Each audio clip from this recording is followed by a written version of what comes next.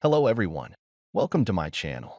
My name is Ari, and today we're going to have some more stories about our toxic life. But before we start, it would be so much appreciated if you would subscribe to my channel, like the video, if you enjoy it, and maybe leave a comment down below. These simple clicks would mean a lot to the future of this channel and really reward the effort that I put in every day. And now without further ado, let's go. Today's first story. In this story, two individuals from poor backgrounds met in high school and formed a bond. They faced financial struggles but built a savings fund. However, when their families sought financial support, tensions arose. Their relationship collapsed when the wife cheated with the husband's cousin. Despite a bitter divorce and custody battle, the husband secured primary custody. The wife's life spiraled downward due to her actions, leaving their children estranged from her.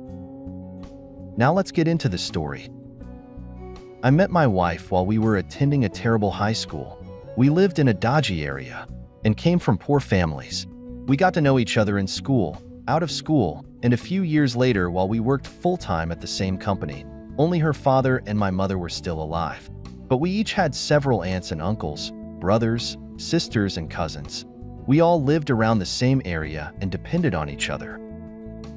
When my wife, girlfriend at the time, fell pregnant with my child, I was comforted by the fact that we lived close to loved ones. We had a community of family to love our child and help us raise them right. Even before the baby was born, my wife and I had a growing savings fund. When she told her family about her savings account, she expected them to be proud, but instead, they started asking for help paying their bills. Then my side of the family caught wind, including my mother, and she reached out to me to casually talk about her gas bill. I was infuriated. My woman and I had finally gotten a chance to make some money for our future, and now people we loved were trying to take it away. We cared about our family immensely, but one look at where they were in life showed you the level of ambition they had. They wasted money on Amazon and streaming services, junk things they never used. I didn't spend like that, but I did notice my wife's poor financing skills. We continued saving and denying our family's request for money. I took out a credit card and started building credit the right way. I didn't tell my wife I had a credit card since she was nearly due to have our first child, and her family kept pressuring us for money. We decided to elope. We had a little getaway that we considered a honeymoon, and it was then that I asked her if she was ready to get her own place. We were staying with my cousin and his roommate at the time. At first, she was excited and said she wanted to move, but then she looked nervous. She asked how far we'd be from family. The conversation was disappointing. As much as she wanted us to move out, she wanted to be closer to her family more. The closest I wanted to be was 30 minutes from them because I knew they kept asking us for handouts. Even after we had a newborn, she told me she wanted to stay with my cousin because he only asked us for $150 in rent that would allow us to continue saving money. I let her have her way, but in my head, I figured we would move out the next year. It didn't turn out that way. 12 years later, we were still living with him. We moved out for 1 year, but then my wife wanted to move back. He was basically part of our family and acted like a brother to all of us. As of D-Day, my wife and I had a 13 and 11-year-old son and daughter. I was at work on the day my wife had off. Came home to find them lying naked in my bed. I was extremely caught off guard. I yelled at them, which made them jump up and start getting dressed. I was furious when I asked them what they were doing. My wife just said no a couple of times, and once she was dressed, sat on the bed and covered her face. My cousin just started apologizing. He was caught with my wife, but all he could say was that he was sorry. I asked him if he had sex with her, but he only said he was sorry and wouldn't do that. He snuck out of the room behind me while I questioned my wife. I asked her the same questions, but she didn't want to answer, so I screamed and grabbed her wrist, ordering her to tell me the truth. It was the least she could do for the father of her children. She burst into tears and said yes, they did it, and she was really sorry. I tuned her out while she begged for my forgiveness. Before I left, I asked if this was the first time they ever slept together. My wife was caught off guard by my question and just started crying again. She wouldn't answer me. I figured this was going on for a while. To prevent myself from getting into a fight with AP, I went to pick up my kids from school. I took them to a hotel with me over the course of a week. I bought a nice house. Halfway through the week, my wife picked up the kids because she thought she had more rights to them than I did. I knew custody was going to be a huge fight with her, but I had savings to work with. After all these years of preparation, I never planned to have my wife stay in another man's house for so long. Yes, he was my cousin, but apparently that didn't matter or help anything at all. My wife, on the other hand, never kept her savings. Even though our bills were paid, she never kept money from her checks. I was just relieved she kept working, paying her portion of bills, and didn't try asking me for money while we were separated and the divorce was in progress. She'd video call me with the kids to tell me that they didn't want me to leave them or mommy. They were old enough to know the truth, but their mom was lying to them and trying to get them to convince me to keep things the way they were. Then she whispered to me that if I went through with this divorce, I would never see them again. She didn't know I had my own house now, so I went home to my cousins and pretended I was willing to forgive her if she earned back my trust. I told my cousin we weren't on speaking terms, and if he ever touched my wife again, he'd regret it. My acting paid off because I was able to talk to my kids alone while my wife and cousin were out of the house. I told them the truth about what happened with their mom, and that for that reason I needed to go for a while to handle adult stuff, would help me get to see them again. I warned them that their mother might try to lie and make them mad at me, but they needed to do their best to tell everyone the truth. I said they should have a relationship with both their mom and me. They shouldn't be made to feel like one of us is right and the other is wrong because nothing is ever that black and white. With that, I returned to my new home when my soon-to-be ex returned to the house. She was really upset that I didn't want to stay with them. She called me later, furious after the kids told her they thought she was wrong for cheating on me. At the court hearing, the kids were old enough to be given the choice of who to live with primarily, and they chose me in the new house. I was so excited. It was what I had planned for them for so many years. They could have a better opportunity in life with me as their example. They still got to see their mom every other weekend, and that was plenty. They started to tell me why they loved me and being at home more than with her. It was a great victory for me.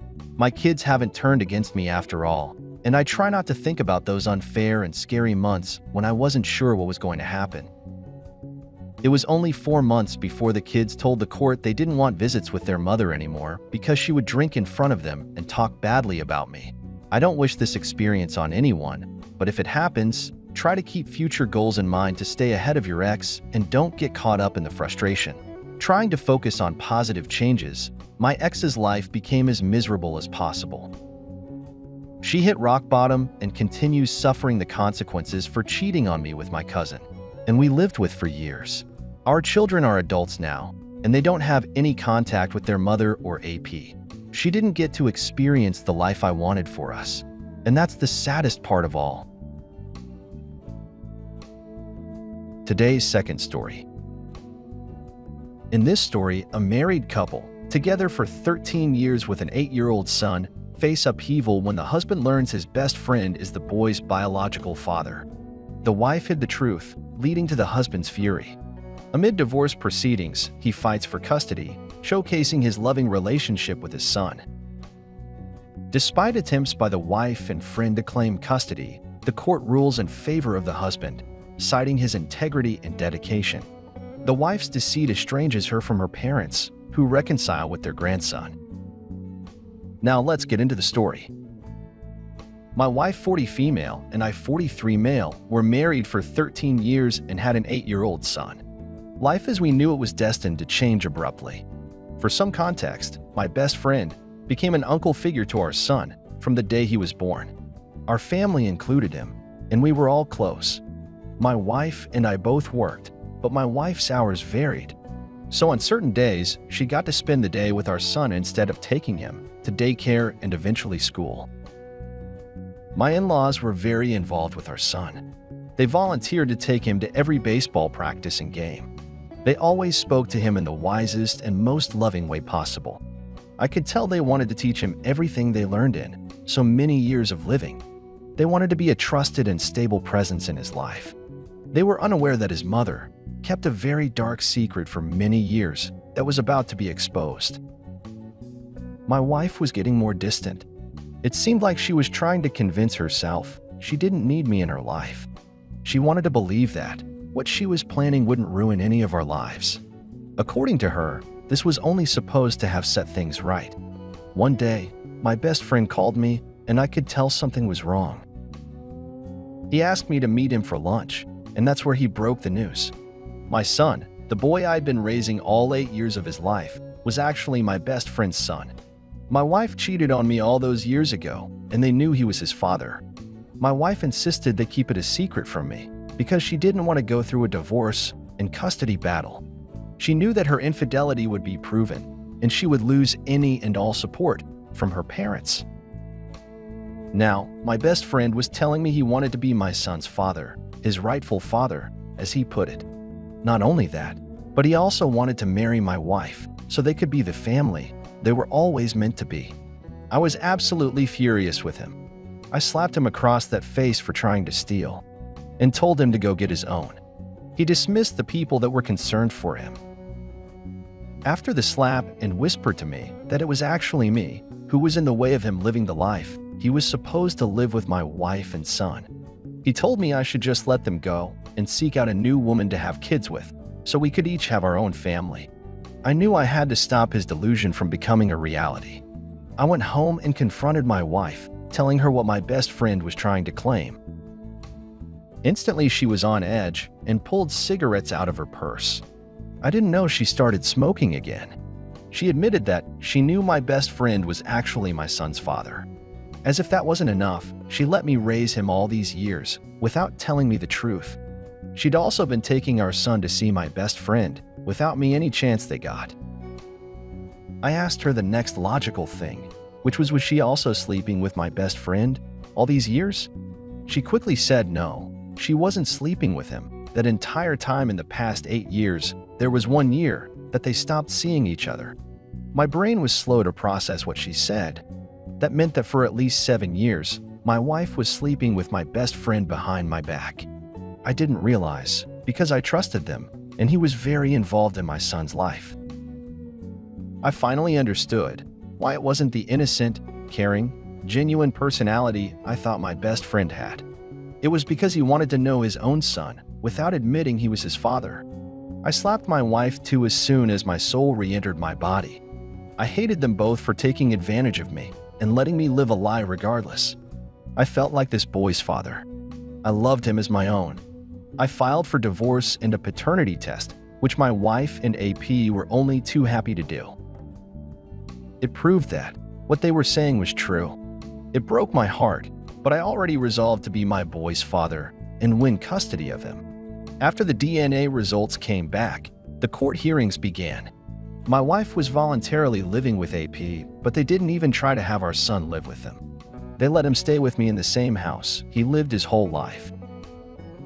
Their reasoning was that these were the last months I would have to act as his father and basically say my goodbyes.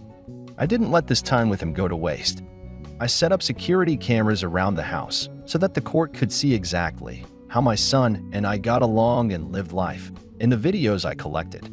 They could watch us color, play games, pick ripe vegetables from the garden, plant new plants, do chores, feed the birds, play with our cats, do homework, and cook meals. My son was involved in everything I did at home, just like he was before Mommy left. While coloring one day, he asked me what was going on. He already knew Uncle Bobby wanted to be his dad, and this confused him. He said he wanted me to be his daddy. So he drew a picture of us and asked me what my real name was. I laughed and told him even how to spell it. In court, my ex-wife and ex-best friend started to realize their case wasn't looking too good. They tried anything and everything in their power to take him from me. They were his rightful parents after all. But that wasn't enough for the court. In me, the judge saw a loving, supportive husband and father. I was the one to financially support my wife and son all these years. In my exes, he saw two dishonest individuals that tried to hide the truth as long as possible. They both took advantage of me and lied. When the judge said this, they were devastated. As a last-ditch effort to win custody of their son, they tried to claim that they were worried about his well-being. When the judge asked more about what they meant, they implied that I had hit him several times in the past due to my uncontrollable anger. There was no evidence of that, because it had never happened and I had no anger issues. The judge actually called them despicable for trying to claim that he already watched the videos I gave him. Then he showed them the drawing from my son, where he wrote my name. My ex and AP started crying and wailing immediately after I was awarded custody. My wife hadn't even told her parents what was going on. She was so sure they were going to win custody that she decided not to tell them anything until it was all said and done. Needless to say, when she told them everything, they freaked out. They were furious at her for lying about who her son's father was and, more importantly, losing custody of him. They grieved for months before reaching out to me. They explained that they didn't know anything until after the court hearing and that they wanted me to know they disowned their daughter for her life choices. They swore to me that if I allowed them to see their grandson, they wouldn't share their time with anyone else. Eventually, probably over a year after the court hearing, my son's grandparents were back to taking him to his baseball events.